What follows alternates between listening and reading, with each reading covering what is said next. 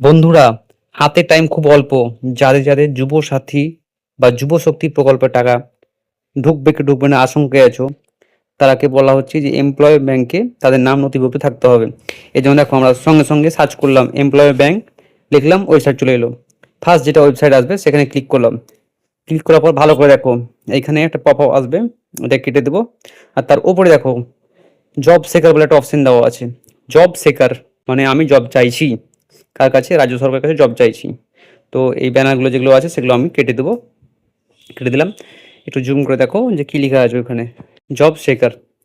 ঠিক আছে, তো ওইখানে তোমাকে ক্লিক করতে হবে। ক্লিক করার পর ভালো করে দেখো, নিউ এনরোলমেন্ট জব শেখার একটা পেজ আসবে।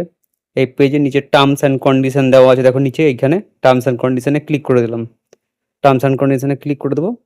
তারপর একটু জুম করে দেখো, নিচের দিকে দেখো কি আছে, আমি পেন দিয়ে দেখিয়ে দিচ্ছি, এই জায়গায় ক্লিক করতে হবে।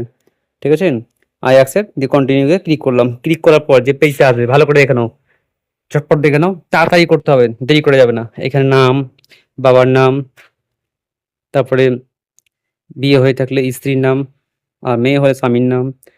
এটা হয়ে যাওয়ার পর তারপরে আসবে লিঙ্গ, এগুলো সবাই জানো, তবুও করে দিচ্ছি, মেল। এবার ক্যাটাগরি, আমি জেনারেল না ওবিসি এ না ওবিসি বি সিলেক্ট করতে হবে, না জানা থাকলে জেনারেল করে দেওয়া অসুবিধা নেই। তারপরে আমার ধর্ম, হিন্দু, মুসলিম, খ্রিস্টান, জৈন, যেটা আছে সেটা দিয়ে দিলাম, টেনশন নেই। তারপরে দেখো বিয়ে হয়ে থাকলে ম্যারিড। আবার একটু দেখুন তার নিচে আছে ডেট অফ বার্থ, তার নিচে ফিজিক্যালি চ্যালেঞ্জ মানে আমি প্রতিবন্ধী কি প্রতিবন্ধী না, ওটা দেওয়ার পর ডান দিকে আছে অ্যাড্রেস, ফুল অ্যাড্রেস লিখতে হবে কিন্তু, গ্রামের নাম, পোস্ট সবই লিখতে হবে। তারপরে এইখানে দেখো জেলার নাম দিয়ে দিলাম। জেলার নাম দেওয়ার পর তার নিচে দেখে নাও এক্সচেঞ্জ অফিস আর পিন কোড আছে, এক্সচেঞ্জ অফিসটা আমাদের ফরাক্কা, ফরাক্কা দিলাম। তোমাদের যেটা সেটা করবা তোমাদের ডিস্ট্রিক্ট অনুযায়ী। তারপর মোবাইল নাম্বার আর ইমেল আইডি দিয়ে দেবো, মোবাইল নাম্বার জায়গায় মোবাইল নাম্বার, ইমেল আইডি জায়গায় ইমেল আইডি। আধার নম্বর দেওয়ার দরকার নেই। তারপরে ঘরগুলো খুবই সহজ। এখানে মাধ্যমিক পাস থাকলে মাধ্যমিক পাস, কত সালে দিয়েছি সেটা সেখানে লিখে দেবো, কত পার্সেন্ট পেয়েছি সেটাও দিয়ে দেবো, কোন স্কুল থেকে সেটাও সিলেক্ট করবো। আবার যদি কেউ এইচএস পাস থাকো আবার অ্যাড নিউ করে এইচএস দিয়ে দিলাম। ঠিক আছে, আর কোন ভাষায় কথা বলি? বাংলা। যদি কেউ অ্যাড করতে যাও ইংলিশ জানো তো ইংলিশ, মানে আমি এটা জবের জন্য অ্যাপ্লাই করছি, যা যা লাগে। তারপরে এখানে দেওয়া আছে ফটো আর সিভি, বায়োডাটা আপলোড আর ফটো আপলোড। এটা বাধ্যতামূলক নয় কিন্তু, করলে করতে পারো, না করলে না করতে পারো, অসুবিধা নেই।